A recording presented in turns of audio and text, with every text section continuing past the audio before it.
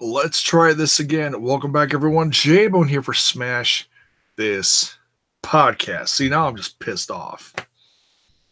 Flipping Spectrum in the middle of my last attempt, and all of a sudden, boom, lost everything. I don't know if it was a power thing. I don't know if it was an internet thing. Everything was flashing. So maybe we lost power. I have no idea.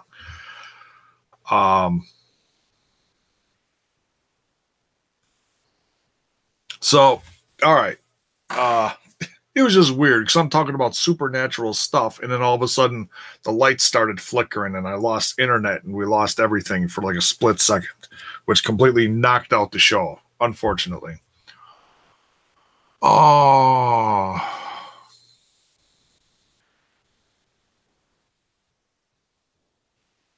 So okay, let's do this. And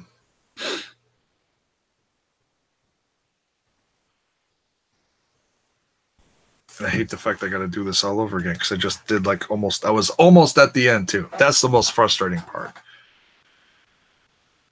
But with everything that went on with the power and the internet, I'm not going to leave a portion of a show on my feed. I'm not going to do that. That's just I'm not the most professional guy in the world, but I'm not going to leave a half-ass show out there for people to watch and be like, where's the rest of it? So, okay, let's do this again. Lucha Underground, Season 4, Episode 13, The Circle of Life. I'll do it this time. The Circle of Life. Like Elton John. Close? Maybe? Not quite? All right. It's like, what the hell at this point, right?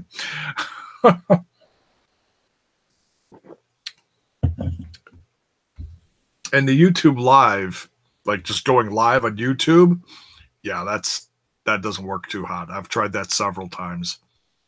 Tried doing that right after I lost the last stream, and it grabbed the wrong camera out of my computer. So I looked like a complete knob there too. It's like, really? That just made me even more frustrated. Canceled that one. So this is actually try number 3 now. All right. Samaragan. Let's just start out by talking about the news that came out about Pentagon and Phoenix. MLW came out with a very interesting tweet. And I don't know if they're just doing this because they're upset about losing people, or if they're just trying to do what CZW did with Matt, and Matt Riddle's little reveal about where he was going. But MLW put out a very interesting tweet about the possible, I don't think anything's guaranteed in wrestling, but the very possible future of Phoenix and Pentagon. And it also makes you wonder what happens with the rest of the season with Lucha Underground. I know that was a big issue with people over the course of the last couple seasons. People being tied into X amount of seasons with Lucha Underground with very little freedom to do whatever they wanted. And now it looks like, well, it was revealed earlier this year, even though several people from the show have gone on to work several big indie shows, even going to New Japan, doing everything pretty much but go to WWE. So that makes everyone wonder, like, okay, what's the status of these people and how much freedom do they have? Well, MLW basically said 2019 is going to be a very interesting year for Phoenix and Pentagon, and what is going to happen Next, and they spelled next NXT. And basically, it sounds like they're going to eventually go to WWE, which is frustrating for a lot of fans because they don't want to see them go. But I've talked about this before on here. As frustrating as it is, as much as I love Phoenix and Pentagon, they're all over the South American, the Mexican shows, the AAA, the CMLL. They were on Crash for a while. They're on Impact Wrestling, which is touring more and more now with these guys. They're on MLW, of course, Lucha Underground. And I think a lot of people assume that if they go to WWE, they're going to be put in a possible stable with Rey Mysterio, because Rey Mysterio is about 2 seconds away from going there too after his huge all-in indie show. More and more people are saying it's going to happen sooner than later. Rey's just waiting for the green light. He's publicly said that. Part of me really does want to see a stable of Rey Mysterio, Phoenix, and Pentagon. But like I've said multiple times on here recently, WWE just isn't my cup of tea. Is that going to make me go back to WWE and watch? I don't know. I've got a lot of favorites on there now, and I haven't watched hardly anything that they've done. Ricochet's in NXT, Riddle's in there now. Well, he appeared. He hasn't. I don't think he's done anything yet, actually. Keith Lee, love Keith Lee. Love the Undisputed. Was that Undisputed? The Adam Cole and his crew. Love all those guys. Excuse me. So, and the more like big indie guys, yeah, that makes me want to watch it more, but you got to wonder what they're going to do with them.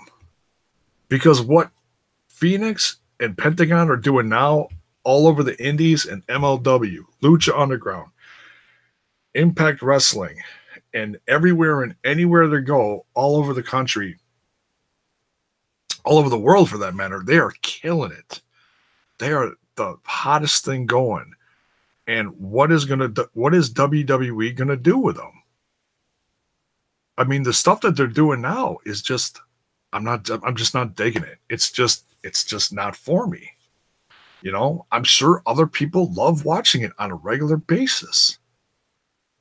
But as soon as I figured out that I was watching it out of habit, like I've said multiple times, watching it out of habit, as opposed to actually wanting to sit down and I couldn't wait to watch it, it hit me.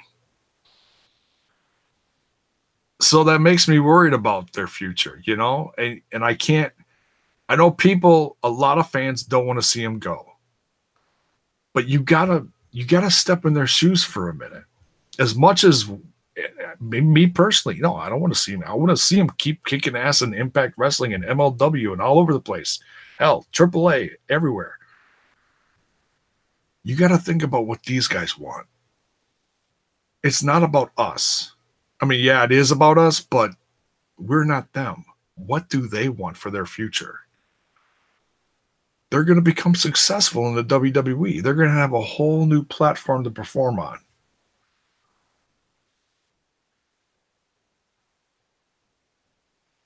How's it going to go for them? I don't know. Oh my God. Really?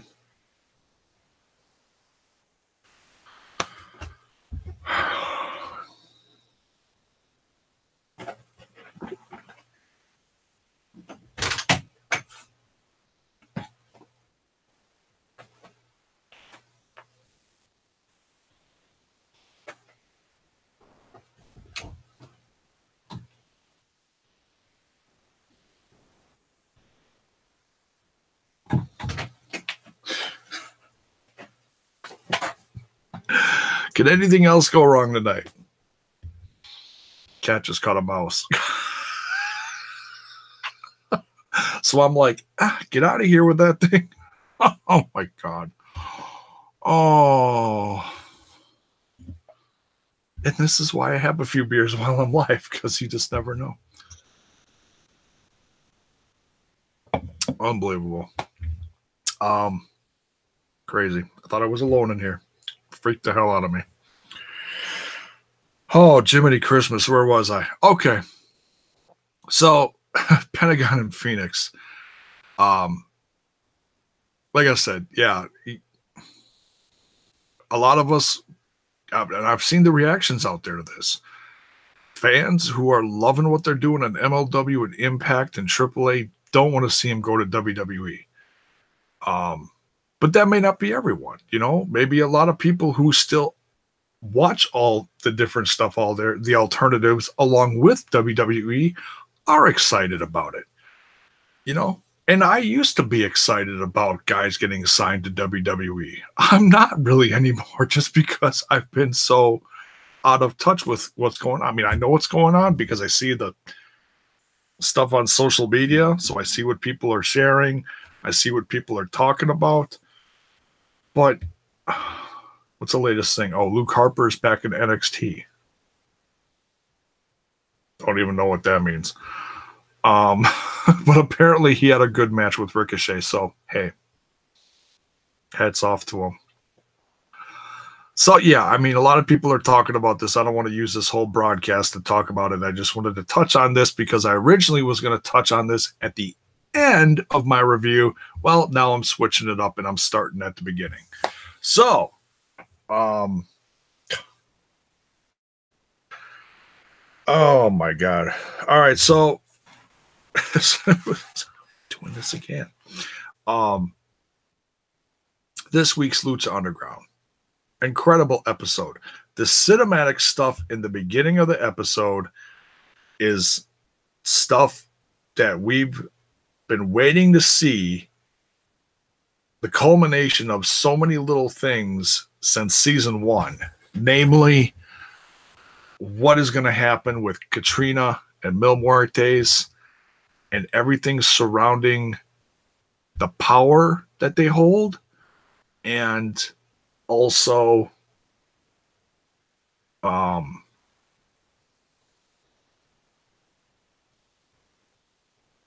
the supernatural entities of everyone else surrounding it. And they've really been diving into that in this season big time. As long as thank you, Mr. Hunt. He says, as long as Vince doesn't screw up Phoenix and Pentagon, I'm good with it. You know, and that's fine. You know, it's just they've got so many people on their roster. And I know they've got like all like this just crap ton of money now from between NBC and Fox. It's just ridiculous. Between Raw and SmackDown, their incoming was what, $5 billion over the course of 5 years or whatever it is. It's ridiculous.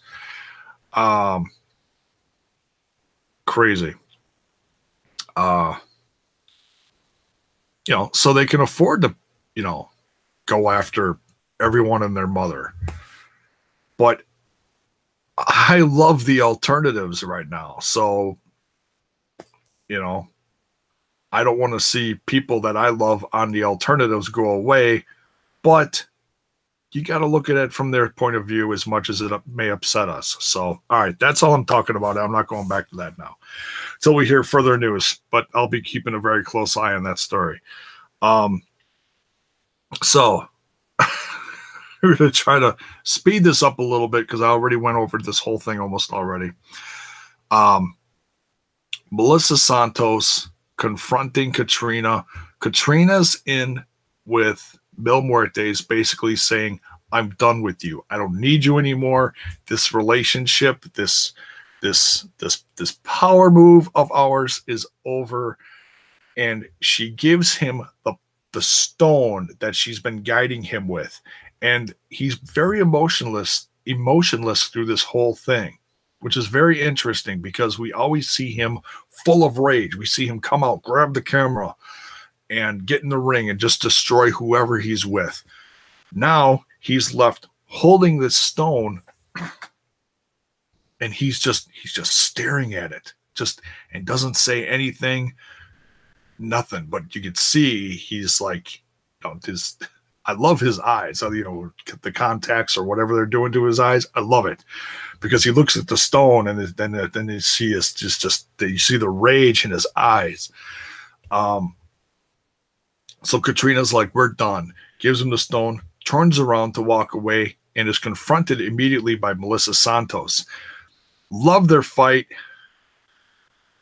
And I went into so much detail on my last try to do all this live. I'll discuss it a little bit.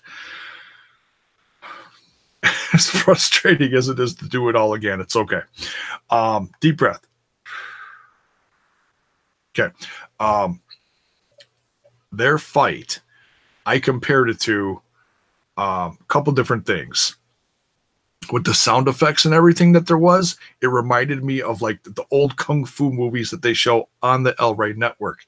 It also reminded me of like old bad guy, like, cop and bad guy fights from shows from like the late 60s to like the 70s, where they're running around town and chasing each other, and the dramatic fight scenes and all the sound effects that goes along with it. So it's a combination of those two different things, from like 70s Hollywood stuff to kung fu movies. And that's what I saw a little bit of each of these in that fight between Katrina and Melissa Santos. And also how they, changed the lighting, from going like indoors to outdoors. I love what they're doing with that, because there's nothing else out there that looks like that right now. Excuse me. Lucha Underground really has a unique cinematic feel to it. So Melissa Santos and her are fighting. They get to the rooftop, and as soon as they get to the rooftop, it's not going to end well for one of them. So then you don't see the move, but Melissa flips over Katrina. Katrina's left there hanging on the railing at the edge of the roof, over the edge from the rooftop. Let's go. She's holding by one hand, and Melissa Santos is looking at her, and she's kind of she hesitates.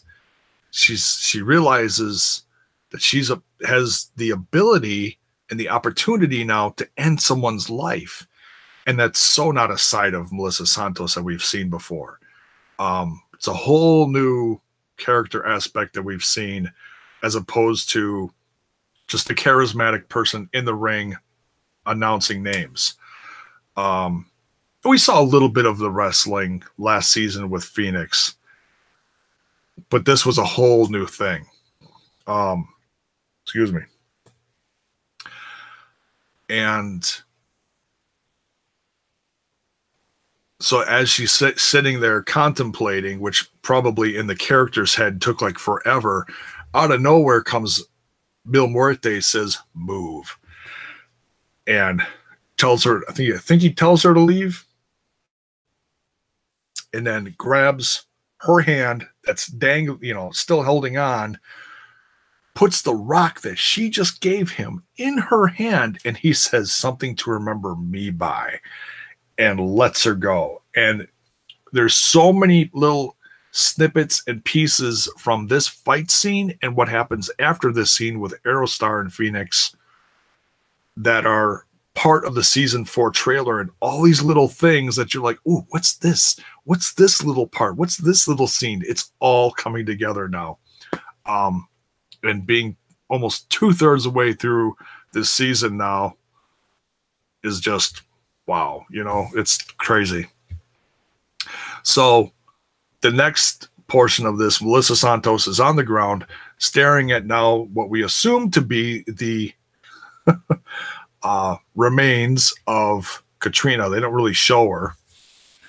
I believe they showed the rock in the hand, like she fell and landed with it still in her hand, which is interesting. So we assume she's dead. Then Aerostar comes up behind her, takes the medallion. I believe he took the medallion and then takes the life force that was Phoenix's out of Katrina. Wild. We've known for a while that he's a time traveler and that he's got some kind of like, superhero, supernatural powers. Now, the fact that he can pull a life force out of someone and put it back into someone else, unbelievable. I mean, this whole sequence was just amazing. So he pulls a life force out of Katrina, completely I'm assuming is now ending her existence or any possible way of returning. But you should never assume anything in Lucha Underground. We thought Jeremiah Crane was gone too. Then he returned as Jeremiah Snake. So who knows? Aerostar, having the life force then, soul, whatever you want to call it, we'll call it life force, goes back in time 10 weeks to the scene where we see Katrina take the life force out of Phoenix after the match with Mil Muertes. She walks away rejuvenated. Then all of a sudden, Aerostar shows up and puts the life force back into Phoenix. So it's like boom, boom, done, done. And Phoenix wakes up. Aerostar takes him back to Melissa, back to the current time, 10 weeks from the last scene, and gives him back to her. And he warns her. It's going to take him a little time to get with it again. Well, yeah, that's obvious because the look in his eyes they show at the end of the segment, it's not all there. I mean, he's not a zombie. He's not. I don't think he's the Walking Dead because, oh my God, if they turn that into this, geez Louise. Phoenix just like, munching on Melissa. Be a whole new level of, oh my God, no. We got enough problems with Ricky Mundo slashing and murdering everyone and blood everywhere. Couldn't handle the whole, eating the dead thing. I just, no. I need some rehab. Can't handle it. So, but yeah, it's going to be very interesting to see where this goes with Phoenix and Melissa now. Is this the end of their story? Is it going to continue? What's going to happen? I can't wait to see. But Phoenix obviously is going to be different for how long, we don't know. So yeah, the whole first segment, Katrina falling off the roof, Aerostar returning the life force to Phoenix and returning him back to the present time. It's just wild, just insane. Incredible stuff. Just added a whole new dimension to the show, all right, so then back to the matches, or to the matches now, but I already talked about them, but I'm gonna we'll talk about it again. It's all right. We just hope no power outage, nothing, no internet issues. So we're gonna get through this. It's our first try, man. We get a sacrifice to the gods. Joey, what did they say? Mercury rising? Joey wrestling? We'd just say Joey Mercury. Joey Mercury is really pissed at the attack on everyone from last week's wedding from Mundo and Taya. So he wants some revenge on Matanza. And what better way to have a sacrifice to the gods match? Well, obviously, we know how all these others have gone, unfortunately, for everyone else. And it seemed like Joey was actually getting a decent amount of offense in. The match was shorter than I thought it was. It was only like 2 minutes long. It felt longer though, because Joey actually got some licks in. But yeah, to no avail. Matanza wins. Joey Mercury gets sacrificed. Poof, up to the gods. Bye bye, Joey.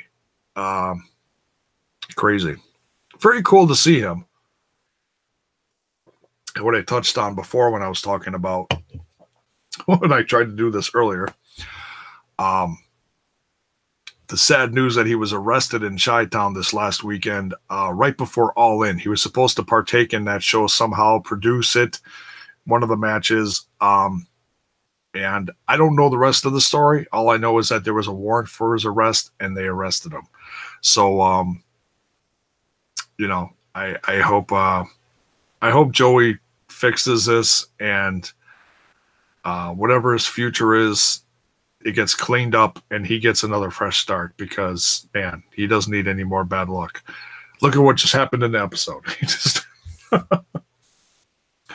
gets arrested and sacrificed to the gods in the same week. I don't mean to make fun of him, but just trying to make a little light of it, because it is a sad negative thing. It's the fact that he was arrested and sacrificed to the gods all in the same week.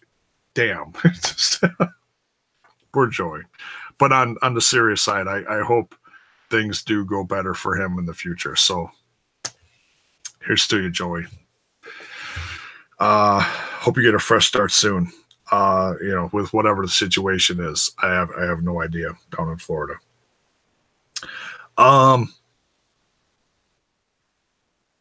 What is next? Killshot, the match between Big Bad Steve and Killshot. Another short but sweet match. Well, longer. Big Bad Steve going into this one looking banged up. So I don't know if he hurt himself prior or if it was him selling the injury from his last match with Savage Jake Strong, which is a possibility. And that is great storytelling, if that's what it is. Selling a past injury. Not a lot of people do that and or do it well. So if that's what he was doing, it was perfect. And they even talked about it. So we'll assume that's what it was. Although, like I said, you should never assume anything in Lucha Underground. Killshot comes off with a win with the kill stomp, as Son of Havoc is sitting at ringside just eating popcorn, sucking soda. Fans are just loving the fact that he's there. He's such a fan favorite. It's interesting how different people from this show had such drastically different weeks in like real life. Son of Havoc, aka Matt Cross, starting off the pay-per-view part of All In with MJF and coming off with a win in just a fun match. If you haven't seen it, folks, seriously, go watch All In. Order it, whatever. Pay-per-view, Fight TV. I ordered the pay-per-view. I wasn't going to, but I wanted to see what the other fans were seeing on TV when I got home from the event. And it was just, it gave me goosebumps just watching it on TV. Go see it. Seriously, folks. However you see it. It really is a great event, top to bottom. Have not seen a more complete show like that in a long time. Best one I've ever been to, honestly. No BS. So they're fighting, and I think this is about as far as I got last time talking about this.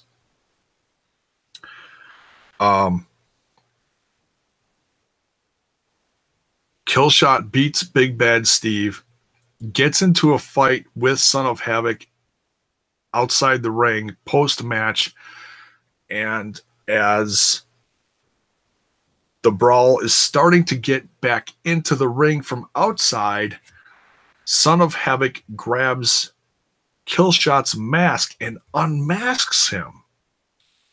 And Killshot is really upset, rolls across the ring, covering his face, stumbles away on, out a different entrance, and Son of Havoc, is like standing in the ring or on the ropes or however he was standing, holding the mask, like, yeah, I got your mask. If you don't know Lucha Libre stuff that well, it means whenever someone gets unmasked, it's like a really big deal. And that's in Lucha Libre, but this is a little different.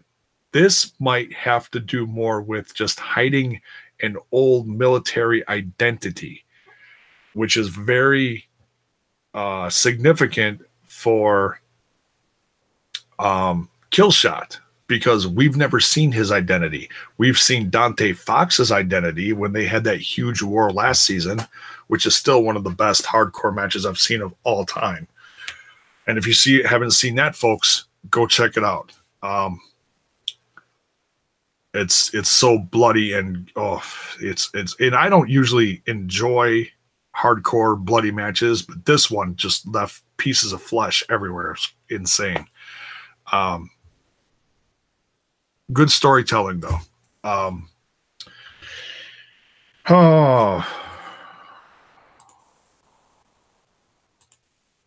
Okay, just checking the stream. Looks like it's still good. Because, like I said, this is about the point last time where I lost everything. I don't want to do this again. So, yeah, Son of Havoc has Killshot's mask. I can't wait to see where this is going. It's going to lead to some kind of crazy fight. We'll see. Then we get the main event. Pentagon talking about how he was supposed to face Mundo, but because of Matanza's attack on him and Taya the week prior, he was not medically cleared to fight this week. And but then Pentagon also graciously offers an open challenge to the locker room because he wants a fight. And we get quite the surprise come down to the ring. Hernandez comes down to the ring. He's strutting.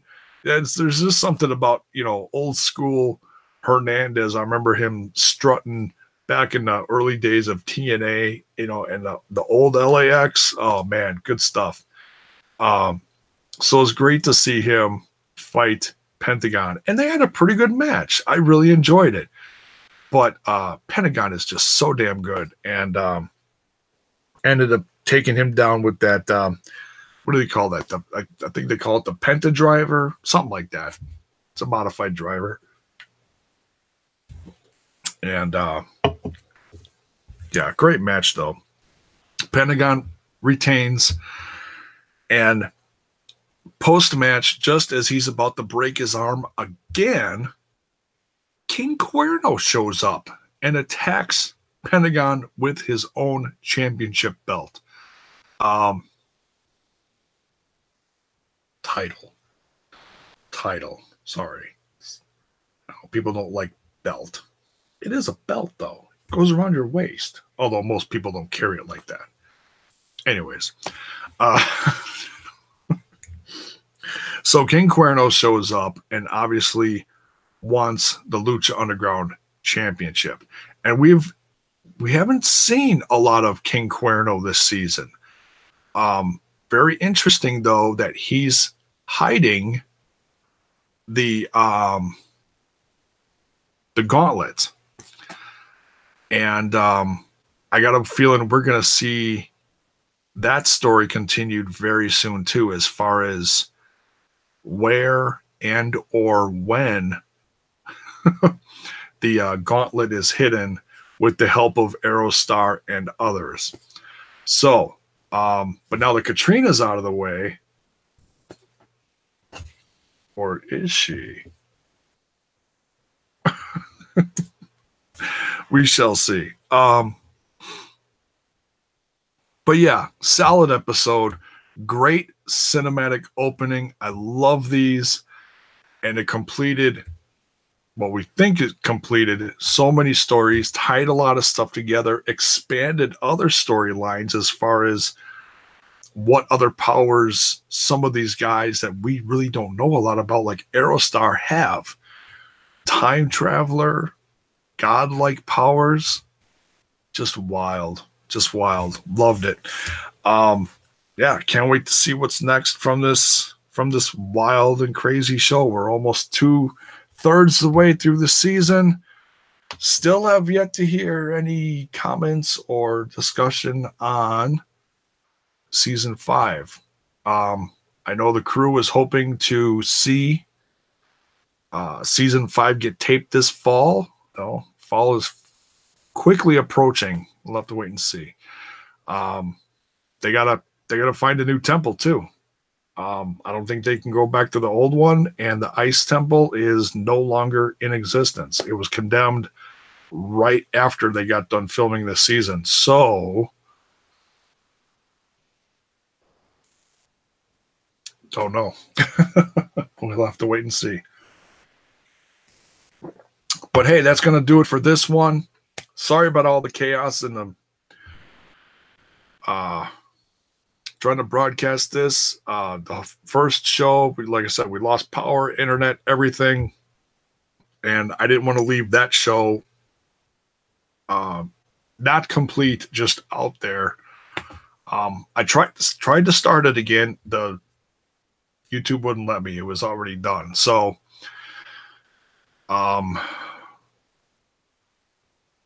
so here we are, take 2.53, if you will. We won't count the second one. It lasted about 2 seconds because I was trying to do the instant live one and it grabbed the wrong camera, which just looks ridiculous on my computer. So it's like, no, we're not using that. But thank you for everyone else who tunes in and joins me for this last attempt of doing this tonight. Oh, man, the luck. Not having the luck tonight. So, but if you're digging the content, and I hope you are, don't forget to smash that like button, smash that sub button, and ring that bell for notifications so that you know when more of my content hits your screen. We'll see it on the road, folks. Lots of catching up on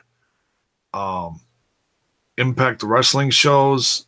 The Night of the Dummies, I think it's called, is airing tomorrow. I also have Bad Intentions to catch up on. So lots of crazy stuff going on, along with they've got the MediaCon over in Europe that's coming up the next weekend. Just wild stuff. So everyone have a great weekend. Thanks for tuning in again. Sorry about all the chaos with the broadcast tonight. We try to run a smooth ship here, but sometimes other forces don't want me to. We'll see it on the road, folks. Good night.